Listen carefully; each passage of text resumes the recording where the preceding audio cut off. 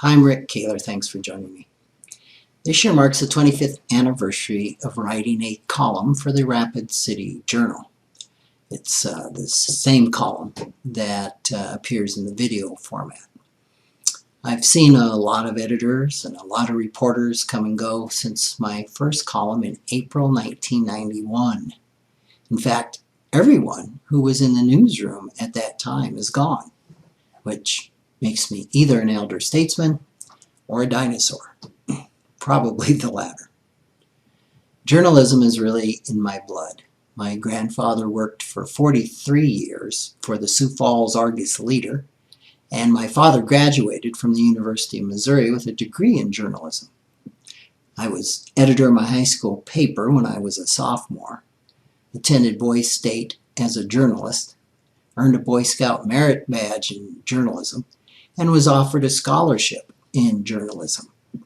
After a visit with longtime journal editor Jim Keene, when I learned what journalists earn, especially starting out, I turned down the scholarship and decided against a career in journalism. My interest, though, in writing really remained, and I was really pleased when the journal began publishing my columns. The early ones were a monthly 900 to 1,200 words with a split focus on real estate and personal financial planning.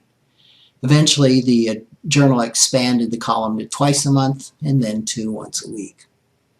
During the past 25 years, like anyone, I've seen a lot of changes in my life.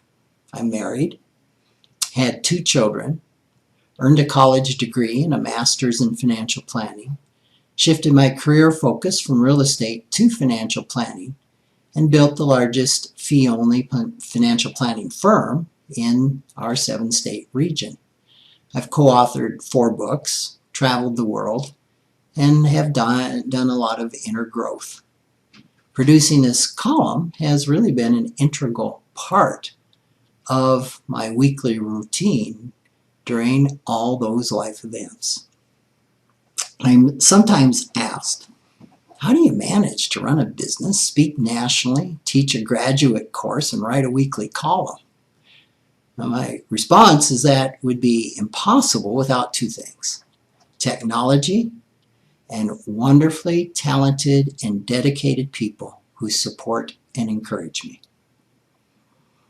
Publishing the column wouldn't happen without my personal editor and friend, Kathleen Fox, who's worked with me for over 10 years.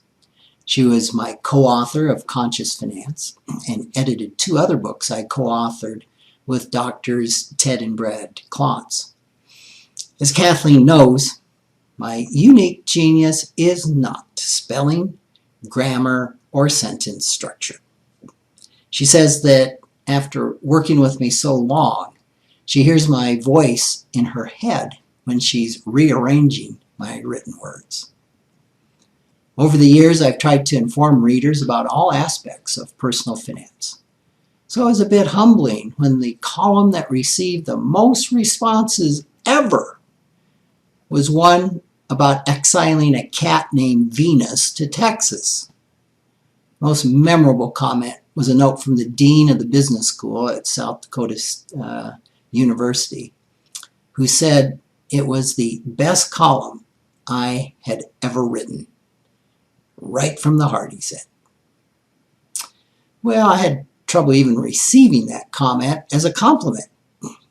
At the time, I saw personal finance as dealing far more with the head and the pocketbook than the heart.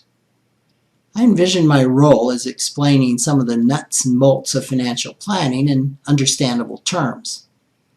I still enjoy that aspect of these columns.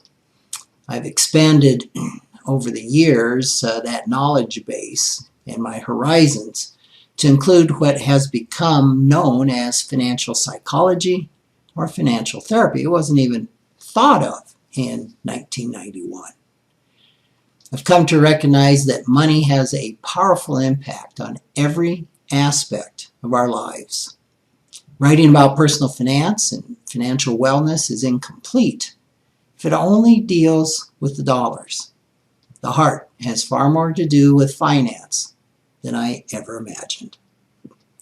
Thanks as a listener in making these years important, because you have told me how much you glean from them and how much you enjoy them. Take care.